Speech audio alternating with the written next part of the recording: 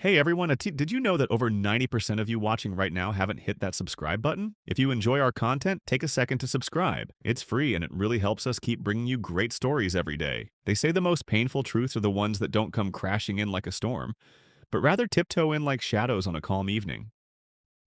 I used to think I understood betrayal, that it was loud, messy, an explosion of words and slammed doors.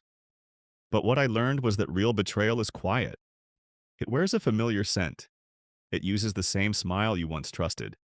It arrives in the space between words, in long silences, in the way someone avoids your eyes when the air gets too still. My name is Edward Hall. I'm a civil engineer, a man of routines, predictability, calm temperament. I'd never once considered myself a man made for drama or vengeance. I loved structure, in buildings and in life. Maybe that was my first mistake, assuming love followed the rules of geometry. I met Claire when I was 27. She was radiant, clever, the kind of woman who could stop a room just by walking into it.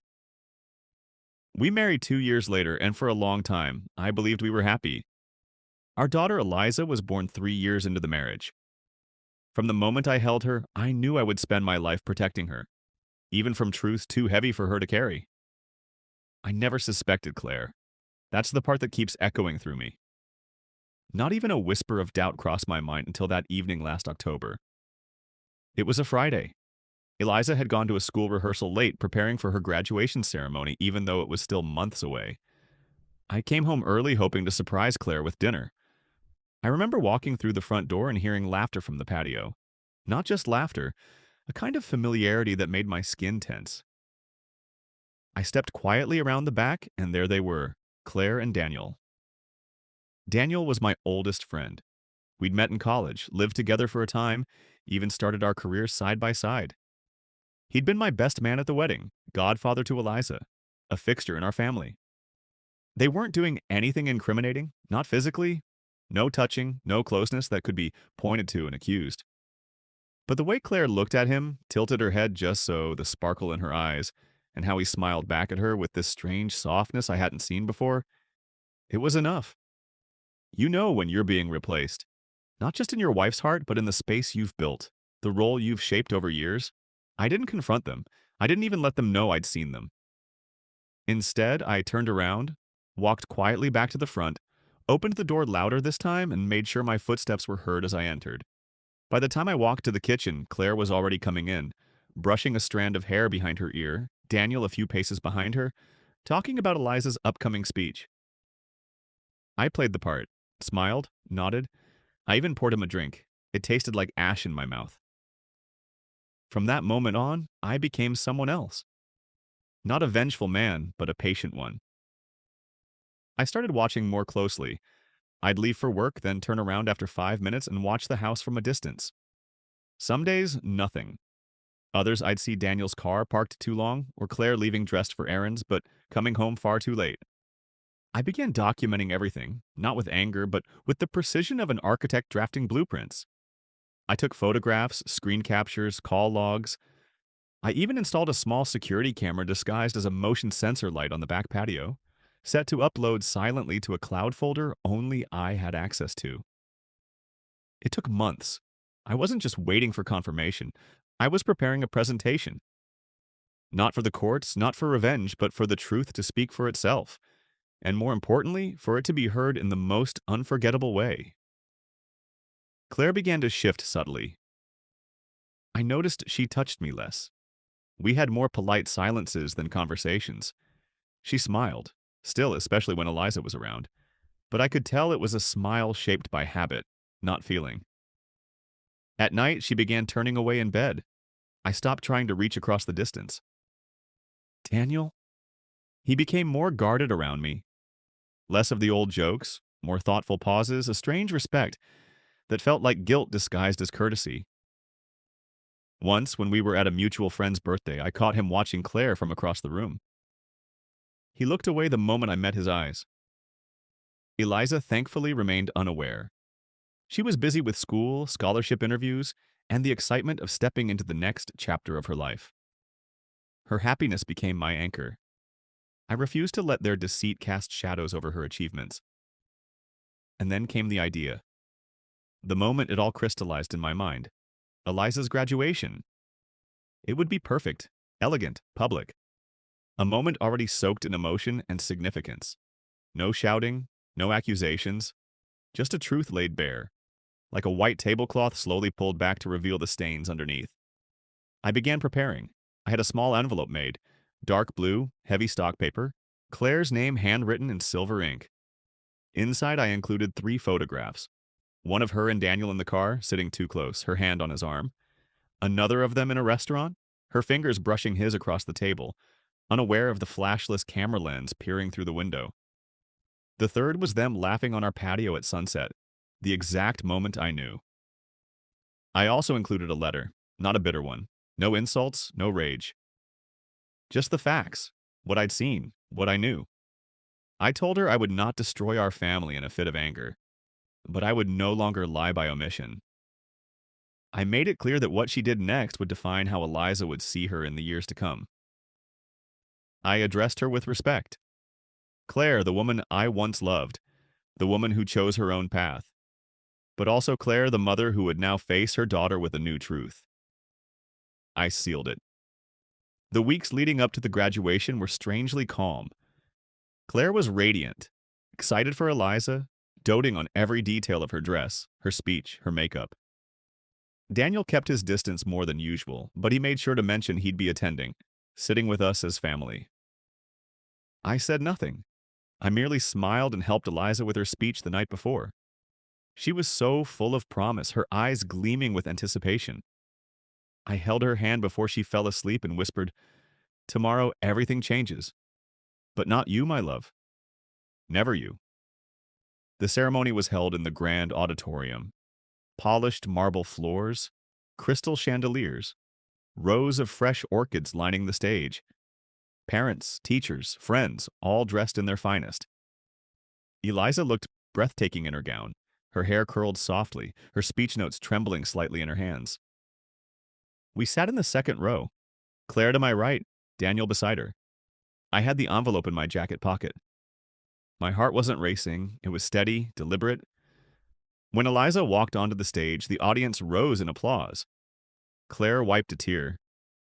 Daniel clapped with pride. I stared straight ahead, unmoved by the illusion. After her speech, the applause thundered through the hall and the graduates were invited down to greet their families. That was my moment. As Eliza descended the steps, radiant and glowing, I turned to Claire, reached into my pocket, and handed her the envelope. I said nothing, just looked at her and held her gaze for a long, still second. She took it, smiling instinctively at first, thinking it was a note or a card. She slipped it into her purse without a second thought. And I waited. Not for revenge, not even for justice. Just for the truth to arrive, quietly, like it always does. The drive home from Eliza's graduation was filled with the usual chatter of celebration. Eliza sat in the back seat, still buzzing from the ceremony.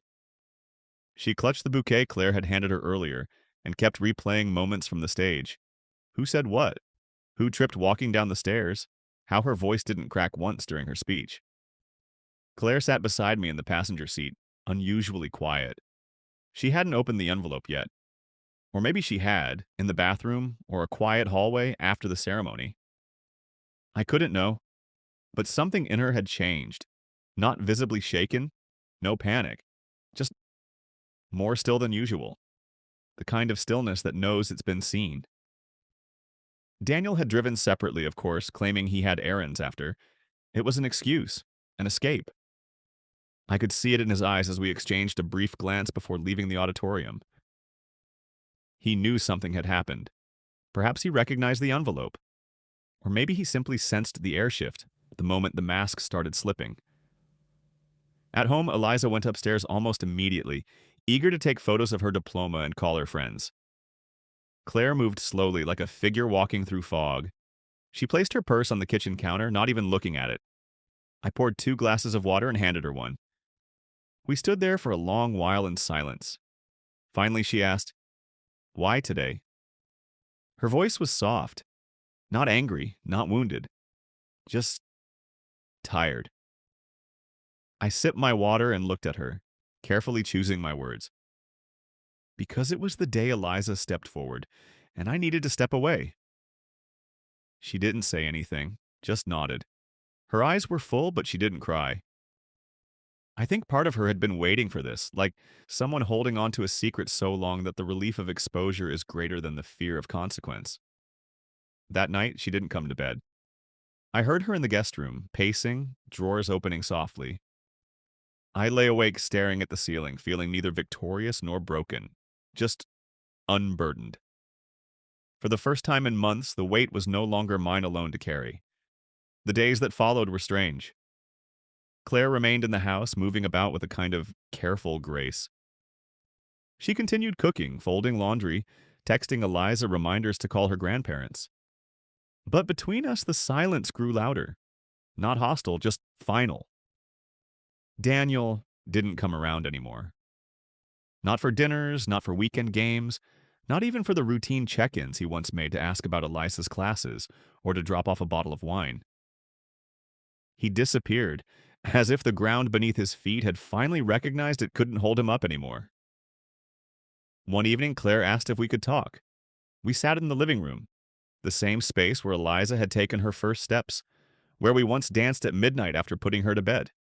It now felt like a museum full of memories sealed behind glass. I didn't plan it, she said. It just happened. I didn't interrupt. I wasn't there to judge her explanations. I was there to listen, to witness what she was willing to confess. I felt invisible, she continued. Not because of you, just over time. I don't even know when it started, but with Daniel it felt like someone saw me again, and then it became too much to undo. There was remorse in her tone, not drama, not an appeal for pity, just a quiet, aching truth. I nodded. I believe you. She looked at me then, confused. That's it? I leaned forward, resting my elbows on my knees. Claire, I spent months imagining how I'd feel when this moment came. I thought maybe I'd scream, break things, leave in the middle of the night. But I'm not that man. I built this life brick by brick. I don't destroy what I've built in a moment of rage. I just remove myself from what no longer fits. She covered her face with her hands and sat still for a long time. When she finally looked up, her eyes were red, but she didn't sob. What now? We talked to Eliza, together, I said. Not about the affair, not yet, but about us. That we'll be separating, that she's not to blame, that she's loved, and that we'll do this without dragging her into the mess. Claire nodded. It was the first time I'd seen true agreement in her eyes in weeks. We didn't tell Eliza immediately. I wanted her to enjoy the glow of her graduation, to ride the wave of freedom and excitement. We waited a few weeks. Then one Sunday afternoon, we sat her down in the sunroom, surrounded by the tall windows in the late summer light. She looked at us, sensing something was coming, but she listened calmly. Claire spoke first. Honey, your dad and we've come to a decision. Eliza's eyes narrowed slightly, her posture tensing. She didn't speak, but I could see her bracing. I continued. We're going to separate. It's not because of you, and it's not something that happened overnight. We've grown apart, and we believe it's healthier for all of us if we move forward with honesty. Eliza didn't cry, not right away. She blinked, looked down at her hands, and said, Is this why you've both been different? Claire tried to speak, but her voice caught. I answered gently, Yes. But we're going to make sure that this change doesn't damage your future. We'll both be present, supportive, just apart. Eliza asked the questions any child would ask. Who would move out? What about holidays? Was there someone else?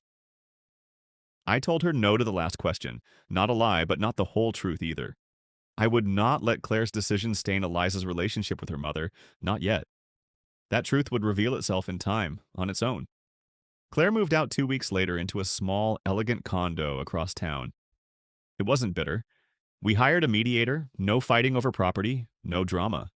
Just signatures and sorting through the years like boxes in the attic. She left behind the envelope, unopened. It was still in her dresser drawer, exactly where she'd placed it the night of the graduation. I found it while packing up some of her clothes she hadn't yet taken. I held it in my hands for a long time, wondering why she hadn't read it. And then it struck me. Maybe she didn't need to. Maybe, like me, she already knew the weight of every word inside.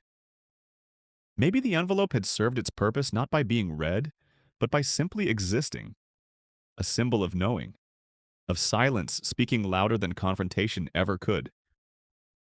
I left it there. Eliza went off to college in September.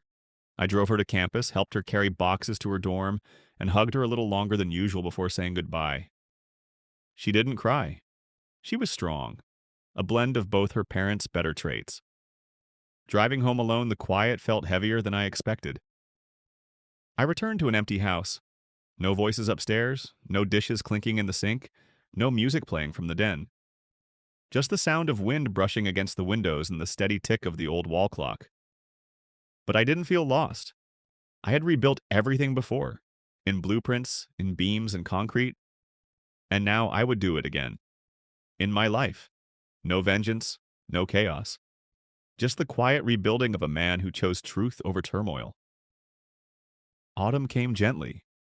The trees that once lined our street with thick, unbroken green began to shed their leaves in rustling waves, coloring the sidewalks in warm shades of gold and amber. The mornings turned cooler, crisper, the kind of air that made you breathe slower, think deeper. Eliza called often. Her voice was a kind of tether, light and steady, asking about home, sending photos of her dorm, her new friends, her classes. She seemed happy. I could hear it in her laughter, in the way she filled the pauses with stories instead of silence. She didn't ask about her mother and me too much. Only once early on did she say, "I'm still trying to adjust." It's weird not having both of you in the same house. I told her honestly, it's weird for me too, but we're okay. And you're going to be more than okay. She didn't press further. Claire and I developed a rhythm. Text messages when necessary, the occasional phone call. No bitterness, no need for it. We were no longer pretending, and that brought a strange sense of relief. She visited Eliza on campus once, a solo trip. When she sent me a photo afterward, Eliza smiling beside her at a small cafe, I responded with a thumbs up. That was the extent of our interactions. Two people once bound by promises, now connected only by the one promise that remained, our daughter. I spent more time at work, designed a new public library branch that was being praised for its clean lines and quiet spaces. Maybe in some way I was building what I wanted to live in. Something with structure, beauty, and peace. Something people could walk through without feeling like they had to pretend. Occasionally, I would see Daniel's name pop up in shared email chains or community updates. He hadn't moved away, just retreated. He'd taken a leave of absence from the board we both served on. Word in our circles was that he was focusing on personal matters. I didn't need to know more. I didn't want to. Some evenings I found myself wondering about the envelope. Not obsessively, just in passing, like recalling a book you once read but never finished. I thought of it lying there in Claire's old drawer, untouched, unopened. Was it defiance? Denial? Or did she simply believe she already knew everything inside and couldn't bear the weight of having it confirmed? I realized something else around that time. I no longer needed her to read it. The point had never been the envelope itself. It had been the choice, to hand it to her at that moment, in that place on Eliza's day. Not to ruin the occasion, but to reclaim something within myself. A boundary, a voice, a quiet declaration that I knew, and that I would not be dragged into a storm I didn't create. Justice for me had never looked like shouting. It looked like calm. Like walking through fire without burning down the house on my way out. One Sunday afternoon, I drove to the coast. It was a long drive, a little over 2 hours, but the kind where you don't mind the miles. I parked at a lookout I used to visit in college, a place where the ocean stretched wide and uninterrupted, and the air smelled of salt and memory. I brought the envelope with me. Not the same one I had given Claire, a second one. An exact copy, same contents, same handwriting, same photographs. I had made two the night before graduation. Something in me had known, just in case. I sat on a bench overlooking the waves. The sky was a blanket of soft gray, and the water moved with slow, deliberate rhythm. I opened the envelope. Slowly. No trembling hands, no racing heart. I read the letter, word by word, just as I had written it months before. I looked at the photographs again. They didn't hurt anymore. They felt like echoes of a pain I had already lived through and released. Then I tore the letter in half, folded it once, then again. The photos followed, each one folded, then torn.